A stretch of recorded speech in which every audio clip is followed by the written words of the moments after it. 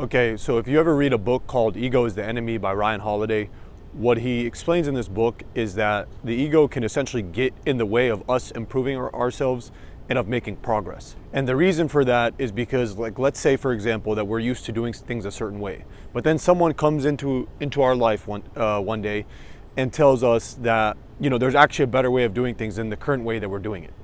But because we're so used to doing things our way and because we're emotionally attached to doing it that way, we're gonna block that person's advice off and just keep doing it the same way we've been doing it, even though we'd actually make progress faster if we did it the way that this person is suggesting it. And so essentially what's happened is your ego has gotten in the way. Because you've been doing things a certain way for so long, it's become a part of your identity, okay?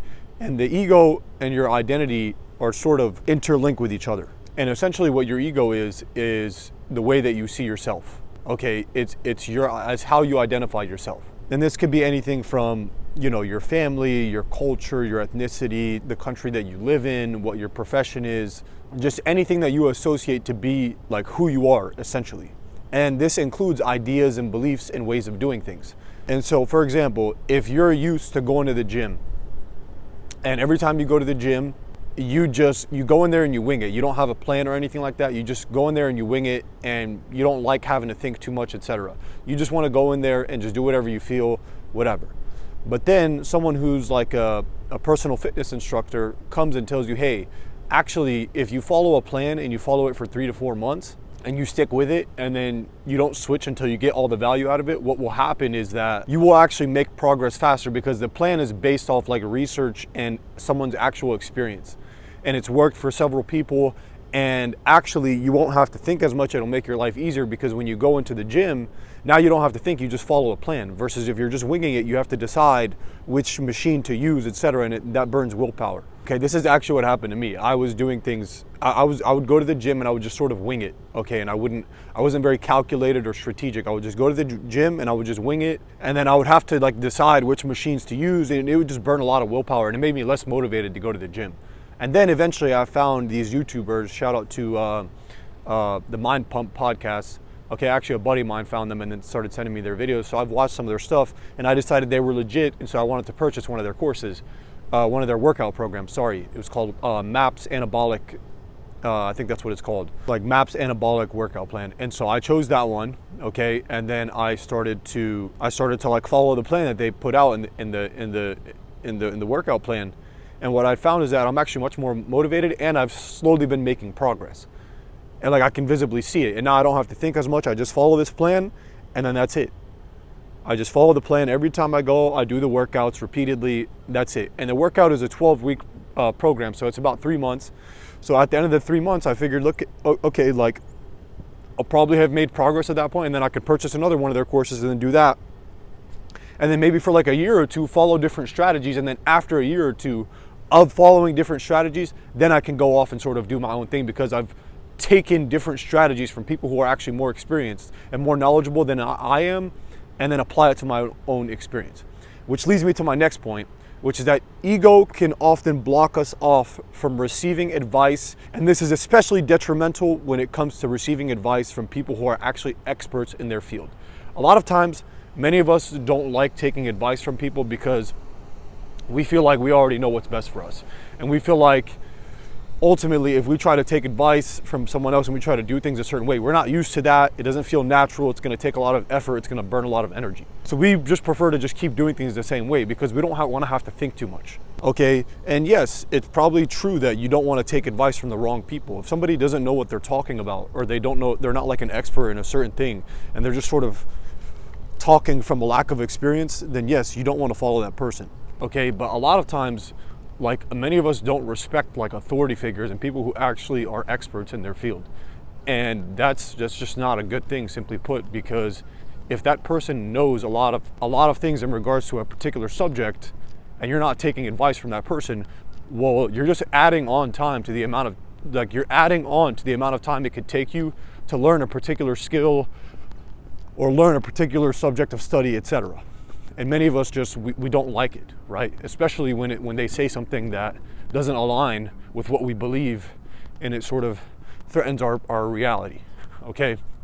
But your job is to actually move in the opposite direction. You want to constantly consider people's opinion, like other people's opinions, but in particular people who actually know what they're talking about. So you want to take their opinions into consideration and really think about the opposite perspectives from your own. Okay, it doesn't even necessarily have to be someone that's an expert in their field. Just consider people who believe the opposite of what you believe. So if you believe that abortion should be allowed, maybe you should listen to the people who believe that abortion should not be allowed, and vice versa. If you're a religious person, maybe go listen to an atheist. If you're Muslim, go listen to a Christian talk. Like you wanna like listen to people who have differing perspectives from your own, and what this will do is it will sort of force you to question your own beliefs and your own reality. And then what will happen is, if your own belief and your own reality actually stands true, then even when you question it, it doesn't matter. Like it'll actually deepen your belief, because now you've seen like, okay, there's actually a lot of truth. There's a lot of weight here to what this belief system says. And then if it doesn't hold true, well, now you've just let go of a belief that's not correct. Okay, if you ever read Ray Dalio, Principles by Ray Dalio, what he says is that the worst thing a person can do is hold on to beliefs that are just simply incorrect. Now, not all you can't always judge a certain belief as true or not true. Sometimes there's certain aspects of it that are true and hold a lot of weight. Sometimes there's aspects of it that are not, and then sometimes there's aspects that are sort of a gray area where there's like in between, right? So every belief system, a lot of times they'll have aspects of it that are true and aspects that are not. But people want to hold on to the entire belief system because it's just a part of who they are. It's part of their ego, it's part of their identity. And so what you must learn how to do is never be attached to your ego. Everyone has an ego, okay? There's no way around it. You can't necessarily not have an ego, okay? So I'm not asking you to just completely just let go of that and not just expect that you're gonna be some saintly, enlightened human being. No, I'm not. That's not realistic.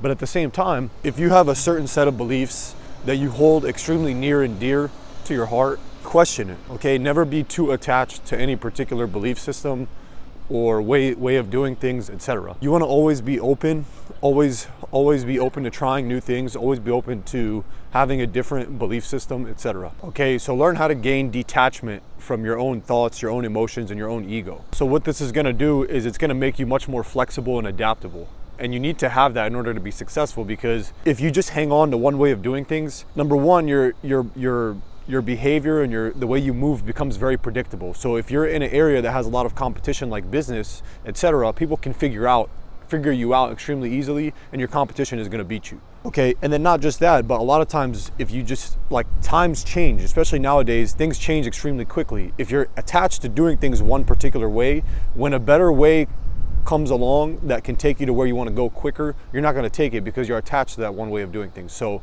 you have to develop adaptability and flexibility. Okay, and last but not least, what I want to explain in this video is that ultimately, if you learn how to detach from your ego, not only does it make you adaptable and flexible, it'll just sort of make you a more happier person. And you'll learn how to never not take things personally, avoid getting triggered, etc., etc. And essentially what will happen is it'll move closer to what's called spiritual enlightenment, okay?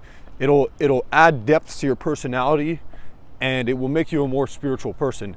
And this is important because being spiritual doesn't only make you a more happy person, but it also makes you more, it also increases your chances of success. People oftentimes think that hard work is the only ingredient when it comes to success. And it's of course, that's a huge part of it. That's the main thing, right? If you want to be successful, you have to work hard. That is the main thing. Don't get me wrong. But at the end of the day, it's not really about what you're getting or what you're doing, etc. It's about the person you become along the way. And if you're doing it correctly, if you're pursuing whatever it is that you're pursuing and you're trying to get better at your craft and you want to be successful, that's great. Continue along the path. But you have to understand ultimately what it's all about is it's about getting your ego crushed so that way you can sort of wake up to who you truly are on the inside. I was watching a Elon Musk video one day where he was giving a talk, and I think it was at a certain university, if I'm not mistaken, but I could be wrong about that. Maybe it was a company, or it was either a company or a university, I don't remember. But he was giving this talk and he was essentially telling them that just constantly get your ego destroyed, just constantly, okay? And a lot of times we want to stay in our comfort zone because it sort of protects our ego, right?